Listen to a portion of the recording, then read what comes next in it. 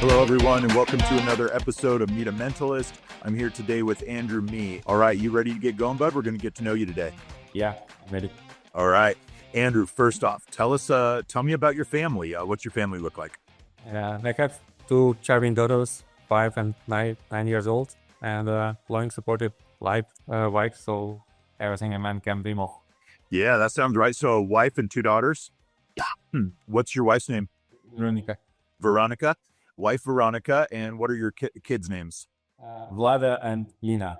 Vlada and Lena. Very good. 9 and 5-year-old daughters. Man, you're in the thick of it, aren't you? All that and pros and cons, but yeah, I know it's when you get full, it's really nice. They are running and trying to pub you. So yeah, that's cool. But it's maybe sometimes. Yeah, you're getting to that age where your kids get really active and you're chasing them around a bit. Do your kids do any activities? Yeah, dancing, drawing, so those kind of fun activities.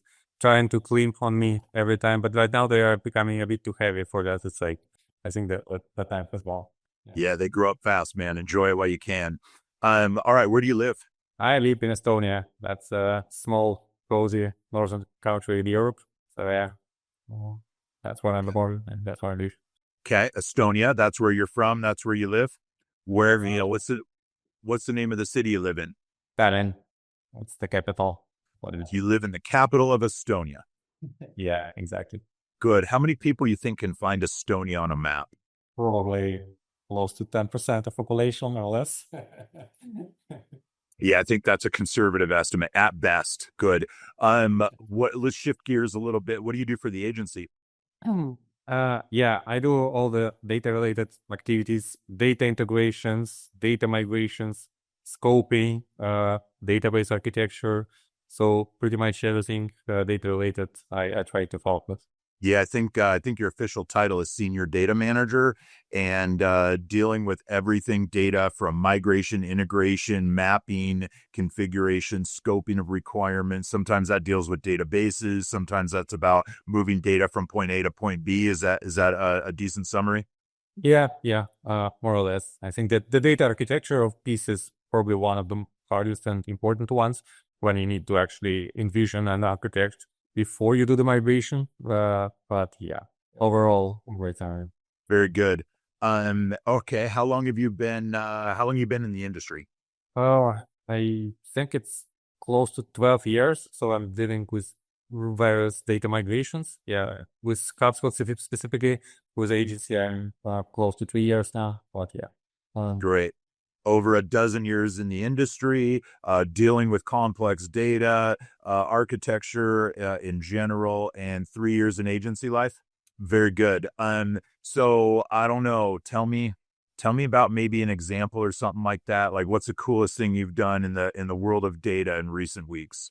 Yeah, I think probably where I give more value is when I try to solve things that are hard to solve by everybody else, right? So we have, let's say, a process to integrate data using our partners or any tools, honestly.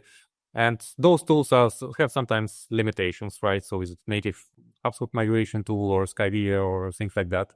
And last week I found, and actually close to completing the test of that, a tool where I can basically enhance all these tools and avoid all the limitations. So I can use my own Zapier-like solution where I can basically do some adjustments to the existing tools, and that doesn't cost much, not a fraction of the cost of Zapier, and it really helps me to build simpler solutions for complex problems. Well said. So, as I understand that, researching and identifying a tool set that can help you with the data manipulation to help us serve clients, basically, because clients have some crazy requirements when it comes to moving data, different types of data, hard data, soft data. You did mention an ETL solution, I think, in there, Skyvia. I know you use other tools like High Touch, maybe an Import 2, one of our tools, Quick Plug for Migrator and stuff like that. So you're using a whole host of different software solutions, ETL solutions, iPaaS solutions, migration softwares. And part of what you do is try to figure out what's the best solution to get the right stuff from point A to point B. Is that correct? Yeah, that's correct. And sometimes we need to build something custom, even really coding, but sometimes it's hard to deliver that kind of thing to a customer, right? It's not really user friendly if you deliver a Python code, something like that. So we always also try to build solutions that we can actually give to customers, so it's easier to manage even for non-coders. Yeah, it's a really important point. I think trying to make the really complex simplified, trying to streamline the solution. It's not always about going to the most complex, robust, or expensive solution, but sometimes what's the best solution to get the data in the right place is as easy and cost effective as possible. Is that fair? Exactly, exactly. And sometimes it just doesn't make sense for customer to pay such a huge amount for some object, let's say, email messages, right? Like you wouldn't pay 100,000 or something for this. This will not give you so much value, but we would try to look for solutions that actually make sense and are within budget and at the same time do not cost us like a lot of hours of work. Yeah, really well said. Fantastic. I love that. All right, let's switch back to the personal side for a little bit. What do you do for fun, man? Any hobbies, any special talents? Like if you get a day off, obviously you've got your family and kids and stuff like that to chase around, but what's Andrew do for fun? Yeah, not well. Yeah, obviously, most of my time is with family, but when I get a chance, yeah, I have a nice summer activity, which summer is short here, but I love motorcycling and actually practicing and doing all kinds of things with motorcycle. But then, like I had enough of summer activities I love, but I didn't have any winter activities here in Estonia, and I really should because like winter is around 8 months or so.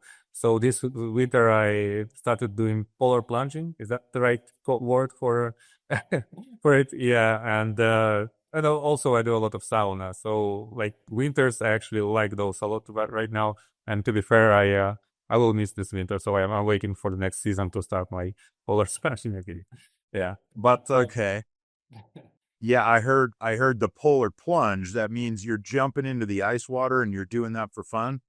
yeah, more or less. And I do it like frequently a few times a week. So this became like more like fun and health activity, to be honest. I didn't get sick this winter, not once. So I think it actually improves your health as well. So yeah. Was So somehow jumping into the ice cold water a couple times a week is a healthy exercise that has kept you from getting sick. right, exactly. And at the same time, you're actually like fighting your fears because every time, like even you get used to it, every time you get into the water, you go, "Oh crap, what am I doing? Why am I here? Why did I sign for this?" But then, yeah, uh, That's great. That's great. And so once the ice melts, I heard motorcycling. You have a bike. What brand of bike do you have? Yamaha. It's yeah, nice street bike, which allows you to do some nice things. And I practice actually. There's a course called MotoGym where you practice your skills on going slow but going fast. Like you do not exceed a certain speed limit, but you do a lot of different exercises in the parking lot. So yeah, love that. Awesome. So you hone your skills basically by going to a track and practicing, sounds like tactical controlled maneuvering and things of that nature. Yeah. I think police in US does that a lot with field bikes, and they do it to get their I know certificates or something. And people in Japan do that a lot. So yeah, and I'm trying to share. So Very good. Very good. I love it. Those are some cool hobbies, unique mm. hobbies, I think too. I think those are two new ones. I love it. What about, well, you know how we do this, time to close this out. Something, inspirational to you, maybe a favorite quote or a saying, something that, maybe is inspiring to you that might be inspiring to others. Yeah, I just heard one quote I liked really much. So if you repeat successful actions long enough, successful results will follow. It's just most people either just skip the repeat part or long enough part. So yeah, I think that yeah, even if it's hard, we need to keep going, and you will get rewarded at some point. So yeah, and most people don't do that, so we have less competition in achieving that. Yeah, I think I heard successful actions lead to successful results. And if you can be disciplined to continue doing the successful activities, then you will reap the rewards of the successful results. Is that it? Yeah, I think just flip your face. Yeah. Yeah, go ahead. Give me that one more time to end us. if you repeat successful actions long enough, successful result will follow. Yeah, Very good. Very good. It's a great one. I love it. I definitely believe in that. And I certainly think you're a perfect example of that at the agency. Andrew, you do amazing things, man. What you do with data just can't be described in a short interview. You're also a phenomenal team member. You are tremendously resourceful.